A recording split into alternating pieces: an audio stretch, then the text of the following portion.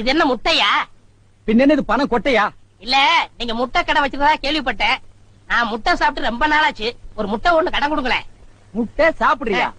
உன் வாயில எல்லாம் முட்டை சாப்பிட கூடாதுரா. விஞ்ஞான ரீதியா இதெல்லாம் வெள்ளைக்காரன் சாப்பிடுறது. உன் பார்வை பட்டாலே என் முட்டையெல்லாம் கலர் மாறிடும். அப்புறம் எல்லா முட்டைக்கும் உட்கார்ந்து நான் பெயிண்ட் அடிக்கணும். அங்க போய் நில். படுவா அங்க. அண்ணே, ஒரு முட்டை கடன் கொடுக்கணும். அங்கே இரு.